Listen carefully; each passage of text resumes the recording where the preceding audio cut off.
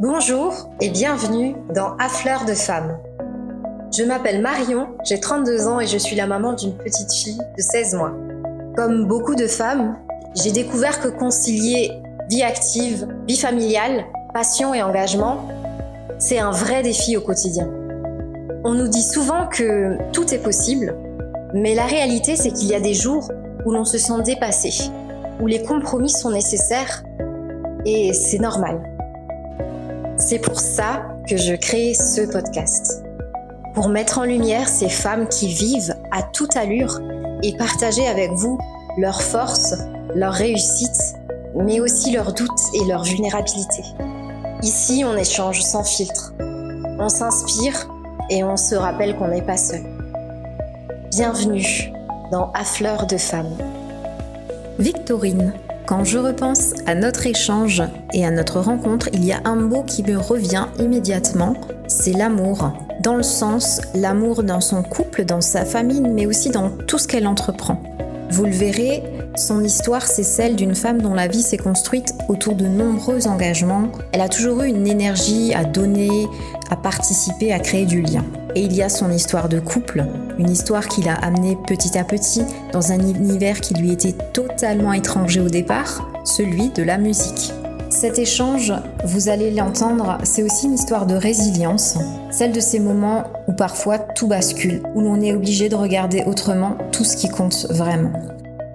Cet épisode est un petit peu particulier puisqu'exceptionnellement, il sera diffusé en 2 fois, pour la bonne et simple raison que l'échange a été extrêmement riche et a duré plus de 2 heures.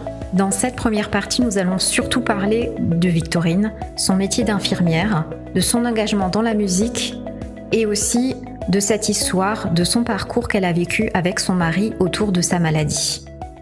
Bonne écoute. Bonjour Victorine. Bonjour Marion. Comment vas-tu ? Très bien. Pas trop stressée ? Impatiente. Ah ouais, ok. Ça me met un peu de pression. Pas du tout. Donc Victorine, toi, on a eu un contact grâce à Aurélie, oui, qu'on remercie. Merci pour Aurélie. Ça. Alors, on ne se connaît pas, non, tout simplement, de base. Est-ce que tu peux brièvement, du coup, déjà te présenter pour commencer ? Donc, j'ai 36 ans bientôt. J'ai 2 enfants de 10 et 7 ans et je suis mariée depuis 12 ans. Et je suis infirmière depuis une quinzaine d'années. Ok. Et dis-moi, à quoi ressemble une journée normale dans ta vie aujourd'hui ? Une journée normale. Alors, qu'est-ce qu'une journée normale ? Écoute, bien souvent, je vais travailler comme tout le monde et après le travail, je prends toujours un petit temps pour souffler, une bonne demi-heure, 3/4 d'heure, voilà, me poser, faire une sieste si j'en ai besoin. Puis après, je reprends ma deuxième vie, comme on dit souvent, ouais. La deuxième journée de maman. J'ai une grande maison, donc voilà, c'est beaucoup aussi de ménage, de rangement et tout ça. T'as un grand extérieur aussi, j'ai vu, avec un jardin qui prend beaucoup de place, beaucoup de temps, surtout là quand il commence à faire beau. Il faut tout concilier, l'intérieur, l'extérieur. C'est pas évident et j'adore la cuisine aussi, donc je cuisine aussi des petits gâteaux, plein de petites choses, voilà. Vie normale, quoi. Ouais, à 100 à l'heure. C'est ça. On va commencer par parler de ta vie professionnelle. Oui. On va un petit peu redérouler tout ça. Revenons un peu en arrière. Est-ce que tu peux un petit peu m'expliquer ton parcours professionnel ? Après le bac, rien de plus simple. J'ai fait donc un bac médico-social à Falsbourg. J'ai fait mon concours d'infirmière dans la foulée. J'ai fait l'école d'infirmière à Sarrebourg. Et j'ai toujours voulu travailler en rééducation suite à un stage que j'ai fait là-bas, donc à Bréjuvillers. J'ai été embauchée là-bas et ça fait 15 ans que j'y suis. D'accord, donc c'était quelque chose que tu avais en toi dès le début, tu savais que tu voulais faire ça finalement oui, après le bac. Oui, après le bac, ouais. Qu'est-ce qui t'attirait dans le soin La relation humaine déjà et le fait de voir quelqu'un malade aller mieux. Mm-hmm. D'où mon parcours, mon souhait d'être en rééducation. C'est parce qu'en rééducation, c'est très rare qu'on voit des gens mourir ou aller au plus mal, ouais. Comme ça peut être le cas dans des services de médecine pédiatrie, ça m'a un petit peu tentée, mais ça m'a quand même fait peur. Ouais. Et la rééducation, c'était vraiment un environnement qui m'a plu, où les patients voient leur propre évolution, ils sont vraiment acteurs de leur propre santé. Et c'est quelque chose qui m'a beaucoup plu, parce qu'il y a vraiment le patient au cœur de sa propre guérison, quoi. Guérison, exactement. Ouais. Ok. Et c'était de la rééducation, c'était quoi là-bas? C'est Alors, il y a la cardiaque, rééducation fonctionnelle, donc c'est tout ce qui est traumato, prothèse de hanche, de genou, donc j'avais fait mon premier stage là-bas. Après, j'ai passé mon DE à Niederwiller, à Saint-Luc à Niederwiller, donc là, c'était aussi rééducation chez des personnes un petit peu plus âgées, tout aussi intéressantes. Et ensuite, quand j'ai travaillé donc à Bréchwiller pour mon premier poste, j'étais de nouveau dans ce service où j'ai fait mon stage en traumato. Et après, je suis descendue en cardio. Ouais. Donc ça m'avait fait un petit peu peur. C'est un cap qui m'a fait un peu peur, parce que la cardio, c'est un peu stressant. Et finalement, avec des super collègues qui m'ont doublé, j'ai pu prendre confiance en moi, et j'adore. Alors, vraiment, je pensais pas descendre en cardio. Ouais. Et j'aime beaucoup. Et si demain je devais remonter faire de la traumato, ce sera avec plaisir aussi, parce que j'aime les deux services. D'accord. Donc du coup, tu travailles toujours là-bas? Oui, c'est ça. Okay. Rééducation cardiaque. Présente-nous un peu en quoi consiste ton travail, ton quotidien de travail du coup aujourd'hui Donc, là-bas. On fait déjà des postes de 7h30, soit du matin, d'après-midi ou des nuits. C'est un service avec une capacité d'une 50aine de patients. Donc, c'est quand même un grand service, avec beaucoup de patients à gérer. Donc, c'est rééducation cardiaque, je te disais, mais on accueille aussi depuis peu des patients plutôt avec un profil polyvalent, c'est-à-dire qui ont plusieurs maladies, en fait, dont l'objectif de la rééducation est vraiment une réautonomie pour rentrer à domicile avec leur capacité maximale. Donc voilà, les patients ont un séjour moyen de 3 semaines dans notre centre. Donc ils font de la kiné, alors pour ceux qui sont polyvalents, ils font de la kiné. Les cardiaques sont plus sur le plateau technique rééducation cardiaque, où ils font de la marche, ils font du vélo, donc ils sont branchés avec des électrodes, etc. Ça les aide aussi à prendre confiance en eux, à un petit peu désangoisser toute la maladie, et puis repartir sur des bonnes bases. Et aussi une éducation sur l'hygiène de vie qui est très importante aussi pour les cardiaques. Et on accueille aussi depuis très peu de temps des patients de services d'oncologie, donc qui ont des cancers. Alors, soit à des stades, si tu veux, avant des chimios, pour les réautonomiser, enfin pour les booster un petit peu avant les chimios, ou alors après tout ce qui est les gros soins de chimio, pour une réautonomie, remusculation, etc., retour à la maison. D'accord. Et le fait de côtoyer un peu comme ça les difficultés humaines de ces gens, ça peut sembler dur. De mon point de vue, c'est quelque chose que tu arrives à gérer? Oui, je pense que c'est sûr qu'au début, quand on est jeune et qu'on pratique, c'est très difficile. J'ai eu des périodes très très dures. Où je me souviens de la première patiente greffée cardiaque dont je me suis occupée. Je me rappelle de mon premier décès au boulot, des choses là où c'est sûr qu'on rentre à la maison, on pleure et on est vraiment abasourdi. Et je pense qu'avec le temps, on se fait une sorte de carapace, on se protège quand même. Ça nous empêche de recevoir parfois le négatif, mais ça n'empêche pas de renvoyer du positif et d'aider les patients à surélever, à croire à la guérison, et puis parce que c'est important de croire à la guérison. Oui, finalement, c'est un besoin pour toi pour toi, et puis je pense pour les soignants de façon générale, de se protéger, de mettre un peu des barrières malgré tout, quoi. Tout à fait, il faut, c'est important. Sinon c'est comme quelqu'un de dépressif, je pense qu'on coule avec, et puis c'est très compliqué. On peut pas soigner quelqu'un alors que nous-mêmes, au fond de nous, on a peur qu'il arrive quelque chose, ou on sait que peut-être que la mort est imminente, mais quoi qu'il arrive, je pense que même si la mort est imminente, il faut quand même que les derniers instants soient quand même beaux et le plus confortable possible. On t'a l'air d'être quelqu'un d'assez positif comme ça, donc ça te va bien. Merci. Est-ce que malgré... t'as un travail qui te plaît, est-ce qu'il y a quand même des contraintes ou des difficultés que tu perçois?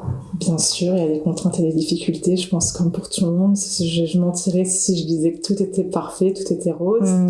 La première difficulté, ça a été le changement de médecin qu'on a eu. Beaucoup de médecins qui sont partis à la retraite, donc on a travaillé avec de nouveaux jeunes médecins. Donc là, ça nous demande encore beaucoup de travail, d'efforts, d'adaptation. Les difficultés aussi, pour moi, c'est beaucoup de difficultés au niveau de la communication. Donc dans l'équipe avec les collègues, ça va. Ouais. Mais avec les médecins, les cadres, les supérieurs, c'est parfois difficile. On n'arrive pas toujours à faire entendre nos difficultés et ça, c'est parfois un peu frustrant parce qu'on sent parfois qu'on fait pas notre travail de façon optimale en fait. Ouais. Donc ça, pour moi, c'est une grosse difficulté. Et puis ça s'entend parce que je crois que c'est quelque chose de très commun aujourd'hui Tout à fait. dans le monde de la santé. Dans l'hôpital, c'est compliqué. Puis ce qui peut être difficile aussi, c'est aussi de voir les collègues qui partent avec un ras-le-bol, ou même les retraités qui partent. J'entends souvent, là, ces derniers temps, je suis partie, mais vraiment le cœur gros, parce que je pensais pas finir ma carrière comme ça, dans des conditions de travail comme ça, alors que il y a 20 ans, quand j'ai commencé, ou il y a 40 ans, quand j'ai commencé, tout allait, enfin, c'était mieux, c'était plus fluide, plus facile. Là, c'est vrai qu'elles partent vraiment épuisées, quoi. Ouais.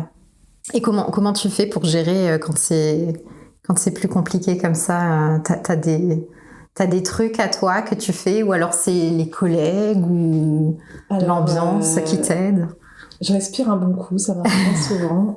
Je suis une grande bailleuse aussi, je baille souvent. Et quand je suis surmenée, je sens que ça devient compliqué. On a de la chance d'avoir une super équipe, donc on parle beaucoup entre collègues. On a des transmissions, ou même on a chacune les numéros de téléphone de l'autre. On échange beaucoup quand on a eu des difficultés. Donc ça, c'est vraiment une vraie ressource importante et j'ai vraiment de la chance de l'avoir. Ouais. Et puis j'ai déjà eu un ras-le-bol il y a pas très longtemps où je me suis énervée au boulot. Je crois que personne n'a jamais vu ça, mais je pouvais plus garder ça et ça a dû sortir et c'est sorti. Ouais. Mais c'est vrai que plus on garde et pire c'est, et je pense que nous, ce qui nous manque un petit peu, je pense pour tous les soignants, c'est un petit peu un sas de décompression. Parfois une demi-heure, pas un groupe de parole, enfin peut-être si on peut appeler ça comme ça, où on se décharge, quoi, parce que je pense qu'il y a beaucoup de personnes qui gardent à l'intérieur. Beaucoup à l'intérieur, et ça ferait parfois du bien d'échanger des idées, ou même des choses qui sont allées qui allaient mal, ou des mauvaises façons de faire qu'on pourrait améliorer, des choses comme ça. Je pense que ce serait important c'est vrai que c'est une bonne idée d'échanger. Et je pense qu'il n'y a pas besoin de faire énormément, peut-être qu'une demi-heure des fois après un poste. C'est ce qui permettrait de décharger de temps en temps. Mais je fais du yoga, donc je me concentre beaucoup sur ma respiration. C'est quelque chose qui m'aide. Mais c'est bien d'avoir ce truc aussi avec tes collègues. C'est pas le soir, chacun rentre chez toi et puis on ignore la vie des autres, quoi. En fait, c'est que vous avez des échanges. Vraiment des échanges, des liens, même amicaux en dehors du boulot. C'est vraiment il y a des anciennes collègues, on se retrouve souvent et on parle de tout et de rien, parce que maintenant il y a quand même une partie à la retraite et d'autres qui travaillent encore. Donc, tu vois, on peut encore échanger sur plein de sujets. Et c'est vrai que s'il y a des choses qui vont pas au boulot, moi personnellement, je sais que j'arrive à en parler à des collègues. Donc toi, tu as un profil un peu multifacette. On va commencer par parler de musique, si tu veux bien, parce que je pense que c'est la chose qui te définit peut-être le plus, en tout cas depuis le plus longtemps. Oui, peut-être. Est-ce que tu peux nous raconter un petit peu ton parcours dans la musique? Alors, aucune histoire avec la musique directement. Ok. En fait, j'ai rencontré mon mari très jeune, à l'âge de 13 ans. Ah oui, c'est très, très, très jeune même. Au collège. Waouh. C'est hyper rare. Parce que nos parents étaient amis, en fait. Ok. Et au collège, j'avais déjà vu ce beau mec qui, un soir, vient avec ses parents manger à la maison. Ah. Et c'était les beaux mecs du collège. Et là, je me dis, maman, tu m'avais pas dit qu'ils venaient avec leurs enfants et tout. Et en fait, je savais pas, je le connaissais pas du tout, tu vois, on n'avait aucun contact, du tout, tu vois. Vous aviez le même âge tous les deux, ou il y a un an de plus que moi. Ok. Mais nos parents étaient très, très amis, et puis ça faisait longtemps qu'ils s'étaient pas vus, et un soir, ils se sont invités, mes parents ont invité ses parents à manger. Ok. Et lui, il a dû venir avec ses parents, ils lui ont dit, non, tu restes pas à la maison, tu viens avec. D'accord. Et c'est là que tout a commencé. Merci papa, merci maman. Ouais. Et du coup, donc ils ont parlé, donc le papa était chef de la fanfare de Sarrebourg. Et puis, quelques jours plus tard, donc on est sortis ensemble, Christophe et moi. Et puis, il m'a montré des vidéos de cette fanfare, etc. Et je suis tombée, je sais pas, tu sais, enfin, je sais pas si quand t'écoutes le bruit de la batterie, des trompettes, ça te retourne le ventre, ça peut être émouvant par moment. Et moi, c'est ce que ça m'a fait. Et lui, il a la musique dans la peau depuis qu'il est petit. Et il a le rythme et tout. Et j'ai adoré. Du coup, je suis allée donc voir cette fanfare. Je suis allée en répétition et tout. Je suis allée voir un peu ce que ça donnait. C'était chouette. Et donc de là, je me suis inscrite en tant que membre simple de l'association. Et donc après, on a toujours aimé plus ou moins la musique, mais de loin, voilà, on pratiquait sans plus, on chantait comme ça à la maison, mais voilà, comme toute famille normale, quoi. Et du coup, un soir, il me montre, on va à la maison, on va chez lui, et puis dans le salon, il avait plein d'instruments, donc il a commencé à jouer plein d'instruments, des cuivres et tout. J'ai vraiment adoré. Et c'est vraiment un peu une des choses qui ont fait aussi que je suis tombée amoureuse de lui. C'est ce mec qui te joue de tous les instruments, enfin autant de la batterie que du clairon, que de l'euphonium et tout. Enfin, moi, ça m'avait fait halluciner. Ouais, c'est fascinant. Et c'était vraiment, voilà. Et puis une famille avec que des musiciens, mais pas des musiciens qui jouent à l'oreille, tu vois. Je veux dire, t'avais une connaissance de la musique, il y avait aussi une passion. Et puis c'était vraiment là où on se retrouvait en famille, tous ensemble, quoi. Et donc de là, j'ai fait mes premiers pas dans la fanfare et j'ai quand même joué au xylophone. Okay. J'ai fait du xylophone quand même. J'ai fait un petit peu d'école de musique parce que j'y connaissais trop rien, donc j'ai fait un peu de solfège quand même pendant 1 an et demi, 2 ans, mais c'était à la période où je passais, je crois, le bac, et c'était un peu compliqué pour moi de suivre tout. Et donc voilà, ma frangine a suivi, mes 2 petites sœurs ont suivi aussi, sachant qu'avant, il y a plusieurs années avant, mon grand frère et ma grande sœur étaient aussi dans cette fanfare. Ok. Mais voilà, donc il y avait un petit truc. Ils ont fait un petit aperçu, puis voilà, c'était rapide. Ils sont pas accrochés. Ouais. Et donc avec ma sœur Aurore, qui a 16 mois d'écart avec moi, on a vraiment adoré. Et voilà, on faisait solfège. Et un jour, nos parents nous ont acheté un piano droit. Et donc on jouait au piano, on jouait un petit peu ensemble et tout. Et donc par la suite, je suis devenue secrétaire de cette association, donc de la fanfare. Donc j'ai un peu, je me suis quand même beaucoup occupée de mes études. C'est ce qui passait avant la musique, hein. Et en parallèle, quand je pouvais, j'allais aux répétitions et on faisait des prestations, voilà. Les dimanches, tu vois, on jouait pour les carnavals. C'était de la musique de rue, voilà, quand même assez connue dans le Grand Est, hein. Et puis donc donc moi je deviens secrétaire de l'association. Donc là tu as quel âge ? J'ai à peu près, je dois avoir 18 ans. Ouais. Même un peu avant, je crois qu'à 16 ans j'ai commencé le secrétariat assez jeune. Et j'ai continué jusqu'au mariage, notre mariage jusqu'à 24 ans. Après, on a changé de président et en fait, quelqu'un d'autre a pris le relais. Ouais. Donc, j'ai continué le secrétariat avec un nouveau président, un nouveau comité aussi, parce que les anciens ont quitté en même temps. Donc, voilà, on a un petit peu renouvelé le comité de cette association. Et cette fanfare, on lui a donné un petit coup de boost, un petit coup de dynamisme. De jeunes.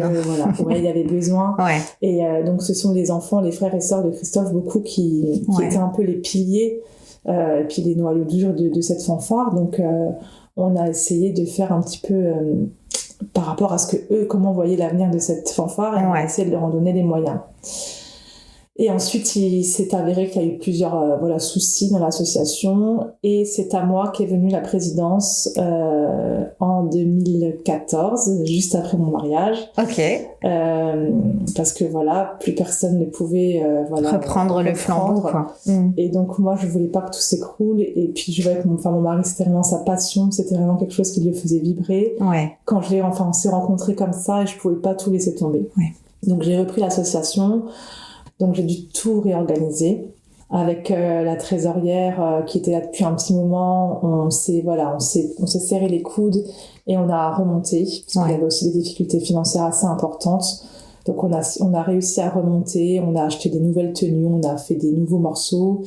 Et de là, on est monté crescendo. On a recruté beaucoup de jeunes. Vous êtes devenus plus populaires en fait. On est devenus plus populaires. On s'est fait connaître dans les pays frontaliers. Donc on a joué beaucoup en Allemagne, en Belgique, au Luxembourg. Ouais. Et donc voilà, ça a évolué. Et puis avec mon mari, en plus ça marchait bien parce qu'on était sur la même longueur d'onde. Ouais. Avec tous les musiciens, on se réunissait souvent parce que j'avais besoin de savoir ce que eux ils attendaient. Oui, puis de voir que ça marche, c'est motivant. C'est ça. Ouais.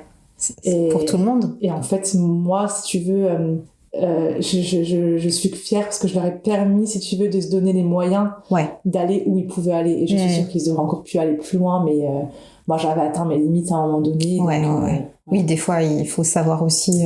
Tout à fait. À un moment donné. C'était vraiment les 10 années de présidence, c'était très intense et c'est vraiment une petite entreprise à faire tourner. Il y avait 70 membres au plus, au max. Ah oui, c'est énorme. Dont 25 à 30 musiciens à une période et c'était un sacré turnover, surtout que j'étais avec la trésorière tout le temps, donc toujours la même personne si tu veux, et la secrétaire, ça changeait tout le temps. C'était très compliqué, tu vois, on parlait de communication, tu vois, c'est compliqué de toujours réapprendre à quelqu'un ce qu'il faut faire. Et puis il y a des personnes qui savent pas bien écrire, même si la volonté est là, ça te prend du temps de relire les courriers, de relire les mails, etc. Et à la fin, là, j'avais 2 garçons qui étaient secrétaires et qui maîtrisaient très bien l'outil informatique et qui m'ont vachement aidé à alléger les tâches, etc. Donc là, moi, je prenais encore plus de plaisir parce que c'était beaucoup plus facile, beaucoup plus fluide. Donc ça y allait, on pouvait... Franchement, après, on a changé d'instrument, on est passé à des instruments à piston où on avait plus de facilité pour jouer certains morceaux, tu vois, monter dans les gammes, etc. Et puis la sœur de Chris, elle est très calée en musique aussi, donc elle pouvait écrire des morceaux sur mesure pour un musicien débutant et sur mesure pour un musicien qui était beaucoup plus avancé, tu vois. Donc chaque personne avait vraiment sa façon de faire et nous on s'adaptait avec ce que lui pouvait nous donner. Et ça leur donnait vachement de... On se rend pas compte en fait de tout le travail qu'il y a derrière... Une assoce de façon générale, mais là en plus ça a l'air hyper partie parce que on s'occupait aussi de commander nos tenues, on les a commandées aux États-Unis par quelqu'un qui travaille dans le Nord qui commandait là-bas. Donc, c'était du sur-mesure, donc il fallait mesurer tout le monde. Commander les instruments, les partitions, ranger. Et puis trouver aussi les événements où vous êtes sollicité, mais il faut quand même, je pense, chercher des contacts, se vendre. Tout à fait. Alors ça, on n'a pas eu trop besoin de faire. Par contre, moi, c'était l'inverse qui nous est arrivé. C'est que parfois, à une date, on avait des fois 3 demandes. Ah mince, Donc il fallait aussi, à un moment donné, on pouvait pas dire oui à tout le monde. Ça nous est déjà arrivé de faire 2 prestations sur une journée.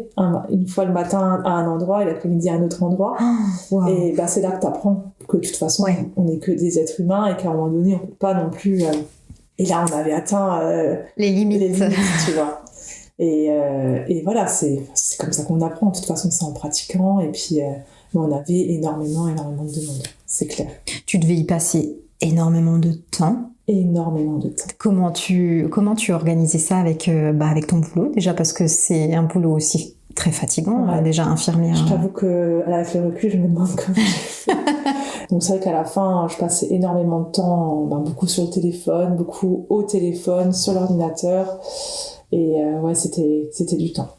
Et t'arrivais encore à faire de la musique à côté des tâches administratives? Pas du tout. Quand j'ai pris la présidence, j'ai arrêté de faire de la musique. C'était plus possible. Et qu'est-ce qui te plaisait le plus dans ce rôle finalement de président? De président, c'était...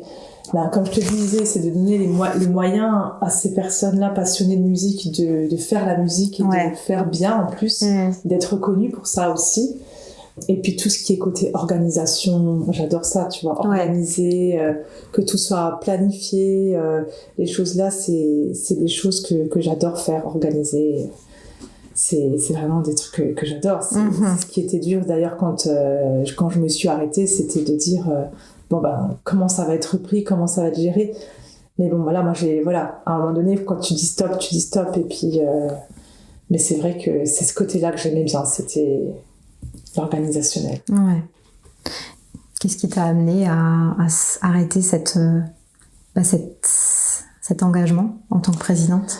Alors, ça faisait déjà 2 ans à peu près qu'avec mon mari, on se disait c'est beaucoup, tu vois, on prenait pas toujours nos enfants avec, il fallait les faire garder. Donc, on payait déjà une babysitter. Ouais. On sait quand on part, on sait pas quand on rentre.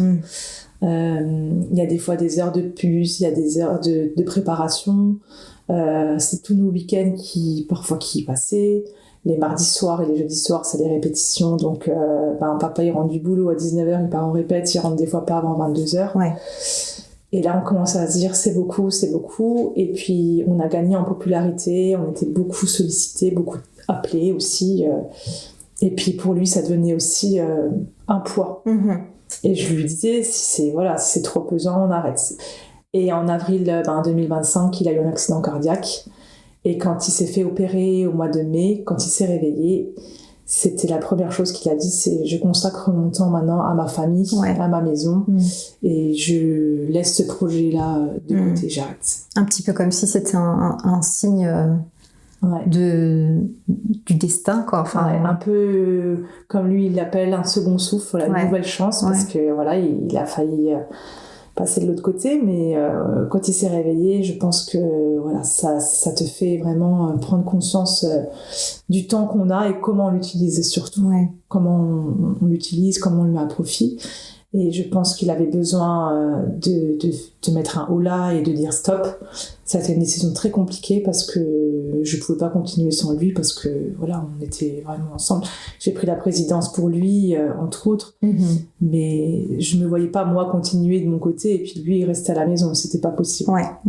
On voulait vraiment retrouver une vie de famille optimale, vraiment à fond, quoi.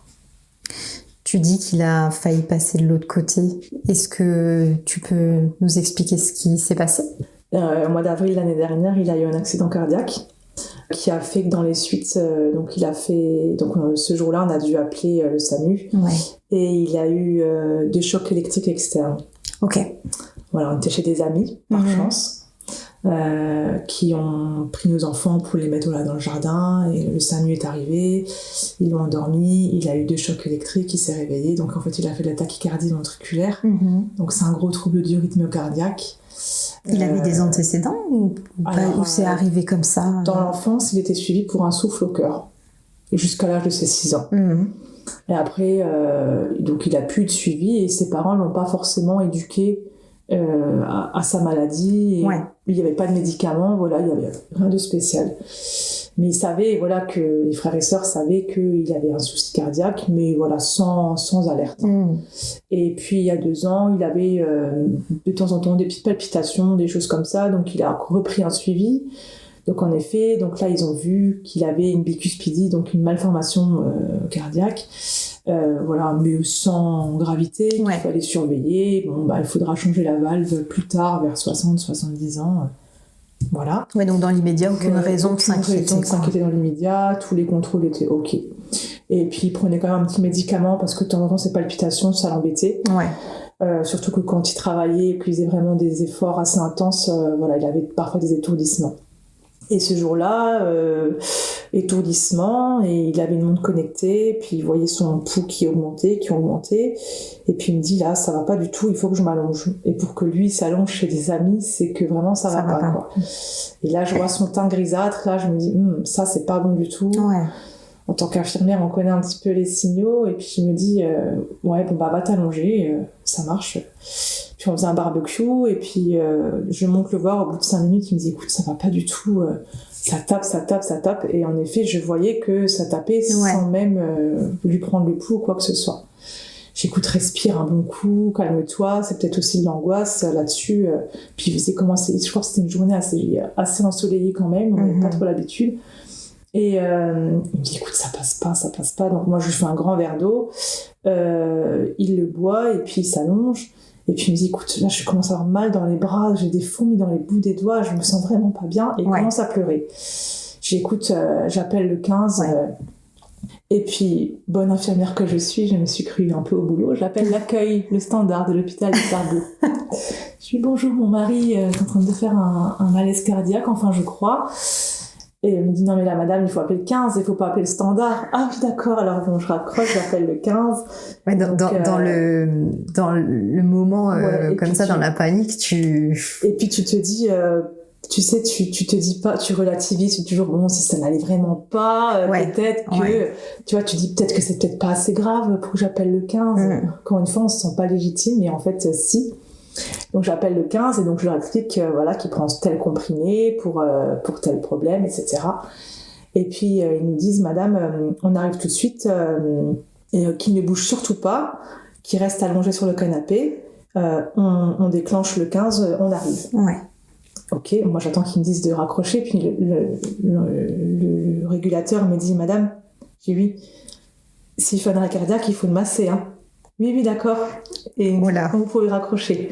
Donc je raccroche, et puis il me dit alors, ils arrivent. T'as rien dit. J'ai rien dit, non, j'ai rien dit. Et donc moi, je commence à me sentir un peu coton, tu sais. T'as l'impression que tu sors de ton corps, et que là, ça commence à être... tu es en train de rêver, quoi. C'est pas possible ce qui se passe, quoi. Ouais. Écoute, je crois qu'en l'espace de 10 minutes, ils sont arrivés super vite. Ils montent les escaliers et tout, on tombe, je dis non, mais franchement, tout ça... quand même pas si grave que ça, quoi. Ouais. Et puis là, il y a le scope, et je vois au scope 247 battements par minute. Ah ouais. Ah ouais, là, ça va pas. Et bon, il a pleuré et tout. Les enfants sont venus lui faire un bisou parce qu'on savait pas trop, voilà. Ouais.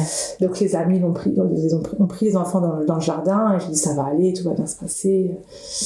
Sauf que moi, je croyais pas un mot de ce que je disais, quoi. Ouais. Et donc le SAMU, très rapide, très efficace, lui mettre une perfusion, lui mettre de la morphine parce qu'il allait très mal. Et puis là, elle me dit, l'infirmière, voilà, on va l'endormir. Et puis bon, il entendait quand même, on va l'endormir et ça va le soulager. Ok, bon, on lui passe un produit et ça va baisser et ça va aller mieux. Ok, donc je lui explique et tout, pas de souci, faites ce qu'il faut faire et puis voilà. Il l'endorme et puis là, je les vois sortir le défibrillateur. Okay, et là, je dis à la nana, j'ai dit non, mais moi je rentre avec mon mari à la maison et avec mes enfants là. Elle m'a dit ne vous inquiétez pas madame, il faut faire un choc parce que là le cœur est en train de dégénérer. Ouais.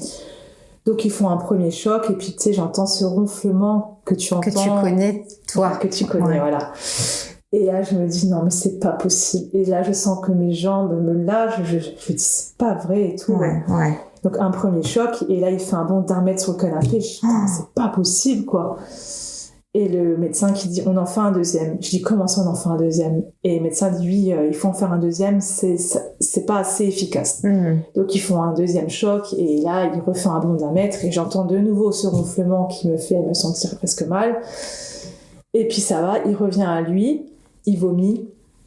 Et bien sûr, il est sonné, il est un peu branché de partout et ça va mieux. Ouais. Je vois sur le scope qu'il est retombé à 70 et que voilà, c'est rentré dans l'ordre. On a eu très très peur et tu m'étonnes. Et du coup là, ils l'ont envoyé sur Haguenau pour faire des examens complémentaires. Donc il part sur Haguenau. Il a laissé sa cigarette électronique qu'il n'y a plus jamais touché le jour-là, déjà, dans le premier temps. Et puis, donc, il a juste pu s'asseoir sur une chaise à brancarder. Ils l'ont mis dans l'ambulance. Puis, il a dit au revoir aux enfants avec un grand sourire. Et puis, ah, donc, ils ont pu voir leur papa bien. Et le médecin du SAMU a expliqué aux enfants que ça allait aller. Ouais. Et qu'on va faire des examens pour voir ce qui se passe. Et puis que tout va bien. Donc il est parti à Haguenau et du coup je suis un peu restée chez nos amis. Mais tu dois être sonnée. Sonnée complètement. Tu te demandes, tu te dis le ciel me tombe sur la tête, c'est pas possible. Improbable en fait. Qu'est-ce qui se passe? Puis moi je me retrouve un peu seule avec 2 gosses parce que bon lui c'est aussi un papa poule qui s'occupe beaucoup de ses enfants. Puis putain mais comment je vais faire quoi? Et puis c'est pas évident de savoir quoi leur dire. Ouais. Parce que toi-même t'es pas dans ton état normal. Ouais, carrément. Et donc, il passe une semaine à Haguenau à faire des examens complémentaires. Et je dors pendant une semaine, avec mes enfants, on reste tous ensemble. Je suis très angoissée, ça se ressent, mes enfants c'est pareil, cauchemar, difficulté à s'endormir. Normal quoi, de toute façon il faut laisser passer et puis voilà. T'as pu aller bosser dans cette semaine-là Non, je suis pas allée bosser. Non, c'était un dimanche et d'ailleurs je devais bosser d'après-midi et on avait échangé avec une collègue et on avait rééchangé et au final j'étais là.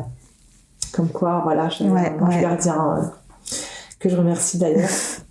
Et donc cette semaine voilà, se passe, il fait des examens, donc il voit que sa valve commence quand même à être un peu abîmée, sans urgence pour la changer. Donc voilà, on nous laisse entendre ce que le cardiologue nous avait déjà dit. Ouais. Il rentre à la maison, mais il reste un examen à faire, c'est la stimulation ventriculaire, c'est-à-dire qu'on stimule ton cœur comme si tu faisais une course à pied, à fond, pour en fait essayer de réimiter ce malaise qu'il a fait. Alors que c'était un malaise en pleine pétanque, alors il n'y avait pas du tout de cardio, quoi, d'effort, ouais. Donc ils ont dit il faut qu'on essaye de réimiter ce malaise et de voir d'où ça vient. Donc on baptise la petite de nos amis chez qui ce malaise est arrivé. D'ailleurs, cette petite qui était adorable parce que ce jour-là, elle était à la sieste et elle ne s'est pas réveillée de tout le temps. Ah, purée. Et les familles étaient là, elle s'est réveillée quand ils sont partis. Ah bah, elle était bien endormie. Ouais, et toute petite, hein, je n'avais pas encore 2 ans. Ouais. Et du coup, donc on baptise cette petite. Et à la table du baptême, on a chacun c'est encore une anecdote qui me vient, nos marque-places. Ouais. Et moi, le mien c'était écrit Vic, mais le C ressemblait un peu à un E. Comme la vie. Quoi. Oui, ouais. Et puis celui de Chris, c'était écrit Chris. Et je l'ai gardé parce que ça t'a marqué. C'était quelque chose qui m'avait marqué. Et donc le lendemain de ce baptême, il remonte à Haguenau faire cette stimulation. Donc c'était un lundi. Et l'après-midi, le rythmologue m'appelle, me dit écoutez madame, il y a des troubles graves du rythme. Il va falloir lui poser un défibrillateur. Parce que d'un côté le cœur monte très haut et c'est pas supportable pour la valve et pour le cœur. Ouais. Et ce défibrillateur aura aussi la fonction de pacemaker parce que le cœur peut aussi descendre très bas et il a besoin d'être stimulé par moment. Okay. Et cet examen a été en plus un peu plus long que la normale puisque normalement ça se déroule en 10 minutes et pour lui il a fallu au moins 20-25 minutes. Okay. Ils ont fait monter son cœur jusqu'à 300 battements minute, donc il a souffert et transpiré et c'était très dur. Et donc du coup j'ai dit oui, bien sûr, j'entends bien ce que vous dites. Et en fait mon mari donc était soudeur, donc qui dit défibrillateur dit on arrête, on soude le plus. métier. Ouais. Donc il avait son entreprise depuis 5 ans qu'il a dû arrêter son entreprise à lui de métallerie soudure où il faisait des portails, des rampes d'escalier, des gardes de corps, plein de choses. Et en plus qu'il connaissait une nette évolution et tout, donc il a dû tirer un trait là-dessus. Ouais. Donc psychologiquement c'est dur. Ouais. Voilà, donc là, donc le lendemain, il s'est fait poser ce défibrillateur double champ et il est rentré à la maison où il devait donc reprendre une vie normale, que tout allait rentrer dans l'ordre. Et le rythmologue a dit à votre âge, à 35 ans, on vit bien avec, on reprend une vie normale, on conduit, on fait du sport. Etc. Ok, aucun souci. Donc là, pas de médicaments, rien de spécial. Donc moi, je reprends le boulot, on se remet nos émotions, et puis on reprend une vie la plus normale possible. Et puis, du coup, 1 mois plus tard, on invite des amis à la maison, un vendredi soir. Puis on se boit un apéro, voilà, en vie normale. Ouais, bah oui. Et plus tard, dans la soirée, il reçoit un petit choc du défibrillateur. Donc il se jette par terre terrifié et il m'a dit ça y est, j'ai eu un choc et moi par réflexe je prends son pouls, tout est normal, tout est bon. J'ai dit ça va, tu te sens bien? Il me dit oui, je me sens bien. Et je me dis le défibrillateur a fait son boulot, si tu te sens bien, que le pouls est bon, il n'y a pas de... Donc c'était la première fois depuis qu'il l'avait? Ouais, 3 semaines après, 1 mois après à peu près, ouais. Et donc, il savait pas comment ça faisait. Ouais. Et voilà, c'était une sensation inconnue. Et puis, ça te remet dans ce moment où il a eu, son malaise. Et puis, là, on écoute un peu la soirée, les amis partent et tout, on est un peu angoissés quand même. Puis je me dis, mais tiens, qu'est-ce qu'on doit faire, au fait, si le défibrillateur, il choque comme ça? Est-ce qu'il faut prévenir? Et puis non, en fait, j'ai regardé sur Internet, il peut y avoir des chocs inopinés, donc pas forcément... utile entre guillemets. Ça peut être des défauts de réglage aussi du défibrillateur. Parfois, il peut y avoir des mauvais réglages. Tu vois, il faut augmenter les seuils, les choses là. Ouais. Ils auraient pu vous prévenir. C'était un petit peu light quand même, j'avoue. Ouais. Et en fait, après 3 chocs, là, il faut appeler le 15. Donc le soir là, on va se coucher et tout. Je dis ça va, il me dit oui, ça va et tout. Donc on passe la nuit et le lendemain, je travaillais d'après-midi. C'était un dimanche, donc je vais au boulot et tout. Et avant de partir, je me sentais quand même un peu angoissée. Et puis moi, si j'écoute tant que ça va, pour moi, c'est pas une raison de rester à la maison, tu vois, je peux pas ne pas tenir mon poste de boulot et bien tout. sûr. Je dis non, écoute, si ça va pas, je t'appelle et tout. Et puis, bon, il prend quand même un petit anxiolytique, tu vois, avant que je parte. Puis bon, les enfants sont grands, donc je me suis dit, si t'arrives à faire une petite sieste, fais une petite sieste, repose-toi et tout. Et puis donc moi je vais au boulot, tout se passe bien, et puis à 16h, il m'appelle, et puis je me dis, mais il m'appelle, c'est à la fin de la sieste, tu vois, il m'appelle pour me dire qu'il prenne le petit goûter et tout. Et puis là j'entends, Vic, ça va pas du tout, il faut que tu rentres, je me sens pas bien. Et là j'entends, zzz, patch. Oh purée. Je lui dis, c'est quoi ça? Il me dit, je viens de me prendre une châtaigne du défibrillateur, faut que tu rentres tout de suite. Donc là c'était le deuxième. Le deuxième, ouais. Et donc j'ai dit, écoute, j'arrive. J'ai dit, j'arrive. Il me dit, écoute, ça va pas du tout, je me sens mal. J'ai voulu aller décrocher le linge dehors. J'ai commencé à sentir la chaleur me monter, le malaise qui montait. J'ai pu aller sur la terrasse et je me suis assise sur la chaise. Et là, j'entends de nouveau un deuxième choc. Oh là là. J'ai dit, écoute, je me change, je viens tout de suite et tout. Et il me dit, appelle le 15, appelle le 15. Donc je me change, je vais à la voiture. Encore je me change, j'aurais pu repartir en blouse quand j'y pense, mais bon. C'était comme ça que ça devait se passer. Donc je vais à la voiture, je mets mon téléphone en Bluetooth, je l'appelle le 15 et j'explique ce qui se passe. Et donc ils me disent, écoutez, on va l'appeler, vous rentrez à la maison, et puis nous on l'appelle, et s'il y a quoi que ce soit, ils viennent. De toute façon, on vous redit. Ok. Donc je raccroche, le SAMU donc appelle Christophe, et puis il y avait peu de temps, j'avais racheté un téléphone fixe. Parce que parfois j'emmène mon plus petit chez l'orthophoniste et le grand est à la maison, et pour être rassuré, tu vois, il pouvait m'appeler, tu rentres quand, etc. Et mon aîné a pris le téléphone fixe et m'a téléphoné. Il m'a dit, maman, comme ça on est tous les 4 ensemble avec le SAMU et tu nous entends et t'entends ce qu'ils disent. J'ai dit, c'est parfait. Parfait, génial. Et j'ai pris un gant de toilette froid et je l'ai mis sur le front de papa et il est allongé dans le canapé. Adorable. Ok, d'accord. Et puis... Et donc je rentre à la maison et tout, et en fait donc lui il est au téléphone avec le SAMU, et là il reçoit un 3e choc très très fort qui lui fait éjecter son téléphone portable, et j'entends mes enfants hurler dans le téléphone. Maman, papa il a fait un bond dans le canapé et tout. J'ai dit j'arrive les enfants, j'ai dit l'appareil, je leur ai expliqué que c'était fait pour sauver la vie de papa, et que ça va aller, et que le SAMU est là et tout. Et donc j'arrivais à Sarrebourg, et les pompiers sont arrivés en même temps que moi. Ils l'ont pris en charge, et puis Christophe, tu penses qu'il était dans un état, enfin il était conscient, il était là, tu vois, mais complètement sonné. Donc de là, il est reparti sur Haguenau, et en gros, ils ont vu que la valve souffrait trop, et ils ont décidé donc de l'opérer de la valve l'année dernière. Ça fera 1 an, le 31 mai, qu'il s'est fait opérer de la valve cardiaque, donc ouvert en 2, et puis... 12 heures d'intervention et tout ce qu'ont mes patients à moi. Oui, finalement.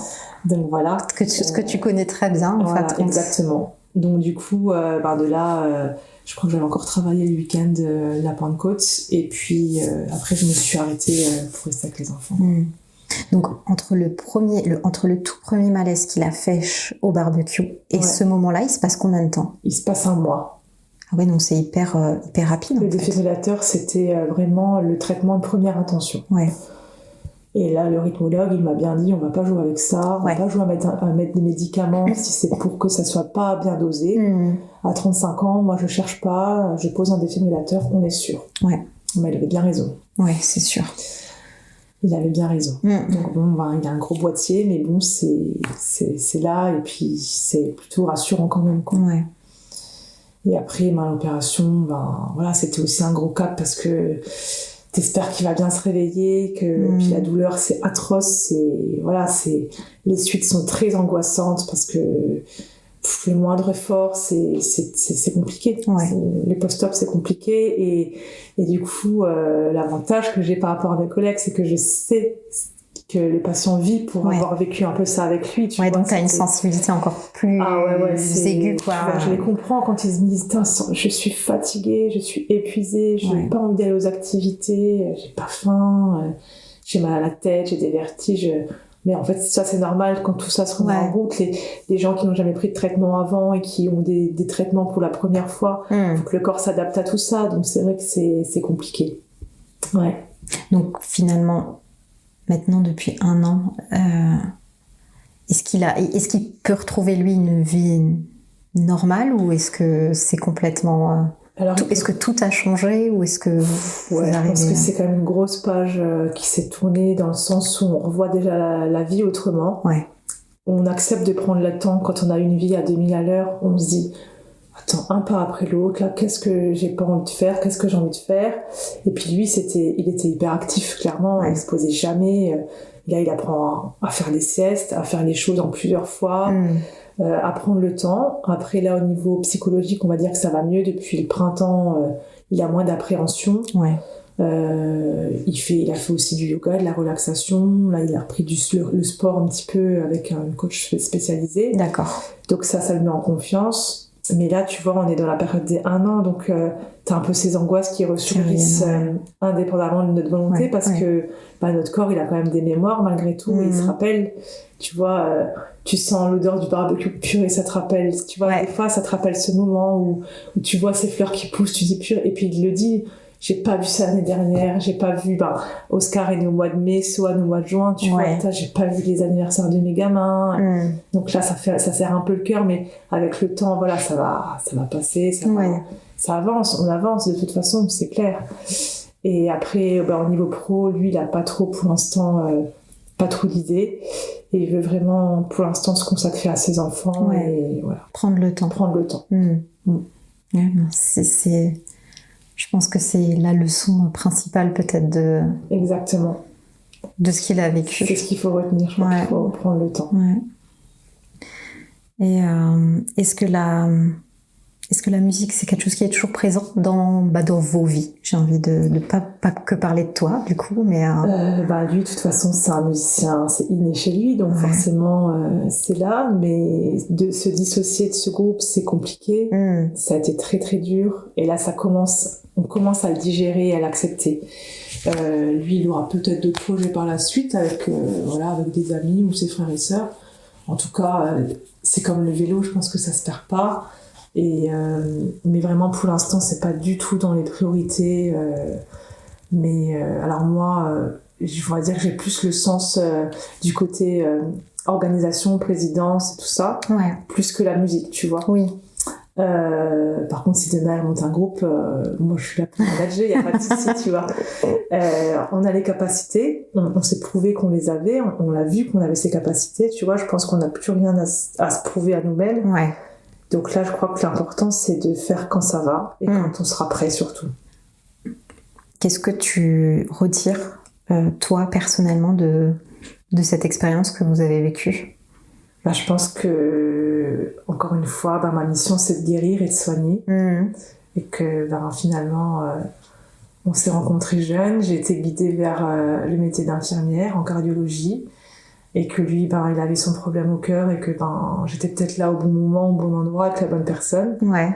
Et que finalement, c'était un peu peut-être écrit et que... Ça a fait naître des choses en toi, du coup, depuis que c'est arrivé. Tu sais, on se demande parfois si le sens de la vie, des choses-là, parfois. Et moi, je suis maintenant persuadée que j'accompagne souvent, tu vois. Moi, dans ma vie à moi, j'ai jamais eu de gros problèmes, de gros soucis, de très grosses épreuves moi-même. Mais c'est vrai que mon entourage, mon mari, par exemple, a eu des grosses épreuves dans son enfance, et là maintenant encore avec sa santé. Et je pense que le sens de ma vie, c'est de l'accompagner lui, d'être près de lui, quoi. Ouais. C'est je pense que c'est ce qui est quelque chose ça me l'a confirmé en tout cas. C'est beau de se dire que aujourd'hui, alors que tu l'as rencontré, vous avez 13 ans, d'entendre encore des choses comme ça, c'est... Le temps passe pas. Aujourd'hui, ça fait 22 ans qu'on est ensemble. J'ai l'impression que ça fait toujours 18 mois, tu vois. Il y a toujours cet amour, et tu vois, chaque nouvelle journée à vivre et il y a autre chose qui va être bien, et c'est... Ça vous a renforcé un peu Ouais, ça nous a renforcé, clairement, ouais.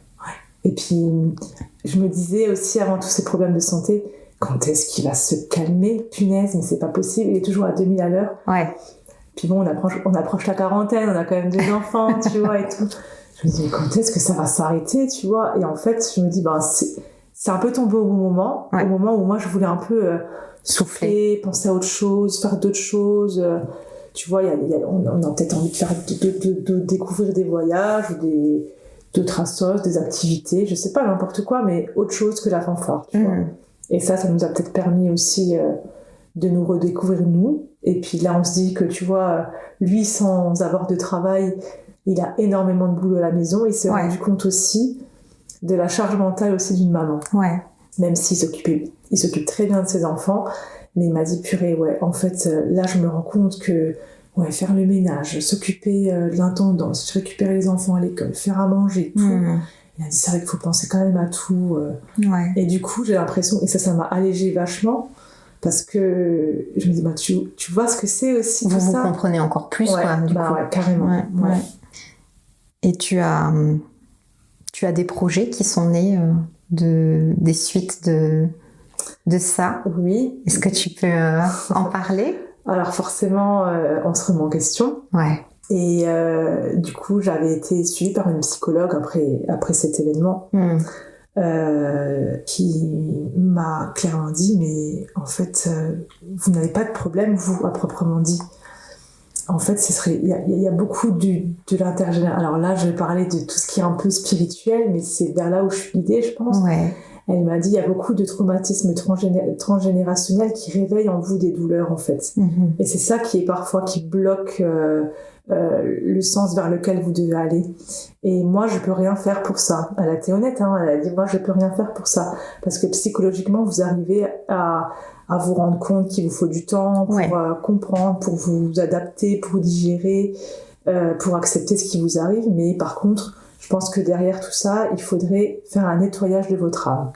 En fait, elle pouvait rien t'apporter, elle, avec ses outils, quoi. Exactement. Et ça, j'ai été vachement stupéfaite qu'un professionnel de santé me dise ça, quoi. Ouais. Je suis d'accord, et puis je me dis, bon, la nana, elle est pas là pour se faire du fric déjà, tu vois. C'était clair et net, elle m'a dit, et moi, ça faisait déjà 2 ans que je suis intéressée par tout ce qui est énergétique, spiritualité, et je suivais notamment Natacha Calestrémé. Je sais pas si tu connais, c'est à la base une journaliste qui a vécu des grosses épreuves dans sa vie, une journaliste documentaire, donc qui va faire plusieurs reportages dans des pays, surtout des reportages animaliers, et qui rencontre des chamans guérisseurs. Et cette femme, elle a écrit un livre avec 21 protocoles d'énergie, si tu veux, pour récupérer ton énergie. Ok. Je te fais vraiment l'histoire en gros, quoi.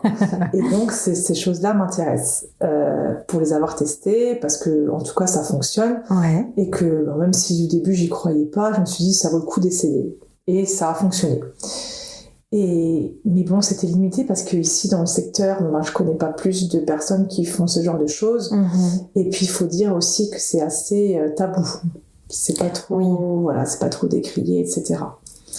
Et donc cette psychologue que je consulte me parle de chaman. Elle me dit, il faudrait guérir votre âme. Je rigole et je dis, bien sûr, guérir mon âme avec plaisir, mais je vais où, moi, faire ça? Elle me dit, écoutez, dans le Jura, je connais 2 personnes chamanes. Je dis, ah oui, dans le Jura. Ça tombe bien, je dis, cet été, je voulais aller dans le Jura pour mes vacances, mais mon mari vient de se faire opérer du cœur, on a dû annuler nos vacances. Elle me dit, vous irez peut-être dans le Jura quand même. C'est vrai, ça faisait un peu de route et tout. Elle me dit, je connais deux personnes qui ont vraiment très bonne réputation, qui pratiquent par téléphone et sur place aussi. Ok, d'accord. Elle me donne les coordonnées et puis voilà, ça, je le garde dans un coin de ma tête, mais bon, ça me parle énormément. Et puis un jour, j'appelle. Et puis j'ai dit, écoutez, j'aimerais venir vous voir pour un soin. En fait, je sais pas trop pourquoi, mais il faut que je vienne vous voir avec mon mari. Et le monsieur au bout du fil me dit, je sens que c'est très très impérieux, c'est important et c'est pressant. Écoutez, j'ai un créneau la semaine prochaine, mercredi prochain si vous voulez. Parfait. Je note mercredi prochain et puis je vais voir mon mari, je dis on a rendez-vous mercredi prochain chez les chamans dans le Jura. Il savait que tu avais ce truc derrière la tête ou pas du tout? Il savait. Mais et puis il est un peu, tu vois, il est déjà très ouvert et tout ça l'a encore plus plus ouvert, plus amené là-dessus. Et il me dit ok, mais alors lui ça faisait même pas, les schémas, on les a vus le 22 août, il s'était opéré, ça faisait 3 mois, mais 3 mois qu'il était opéré, tu vois.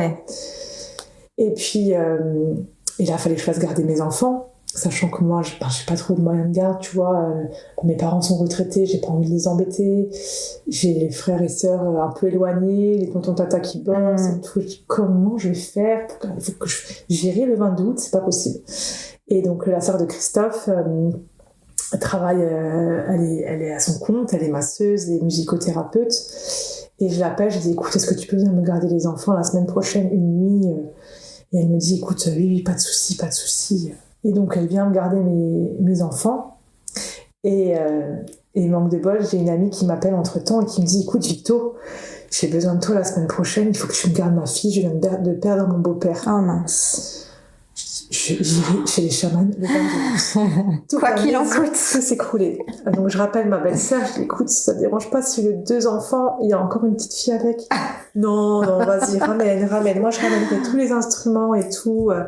Je dis écoute, elle vient de perdre son papy, ça peut être un peu compliqué et tout. Elle me dit écoute, toi il faut que tu y ailles et moi je serai là quoi qu'il arrive. C'est super qu'elle ait été tellement compréhensive. C'était vraiment au pied levé, mais c'était génial. Et donc bon on est parti un peu le cœur serré parce que les enfants, je leur ai dit que c'était un soin important et qu'il fallait qu'on le fasse. Tu vois, je leur ai expliqué que ça allait nous aider à avancer et tout ça. Donc eux ça a été, la petite était un peu plus compliquée parce qu'elle n'avait pas trop l'habitude de dormir loin de ses parents et tout, donc mais voilà, ça a quand même eu lieu, donc on a pu rouler jusque dans le Jura, sachant que moi j'avais peur de rouler sur l'autoroute et que tu vois, moi partir en vacances, rouler à 130 c'est pas un truc pour moi, tu vois. J'ai peur. Et l'année d'avant, avant l'accident cardiaque de Chris, j'ai dû faire une formation à Strasbourg. Je te raconte pas comme j'ai transpiré pour y aller. Et je n'ai pas voulu prendre le train et le tram, j'ai pris une voiture de service pour aller à Strasbourg. Donc j'ai pris sur moi. J'ai vraiment pris sur moi et je me dis toujours, ce qui m'arrive, c'est pas pour rien que je prends la bagnole et tout. Et quand je suis allée voir Christophe,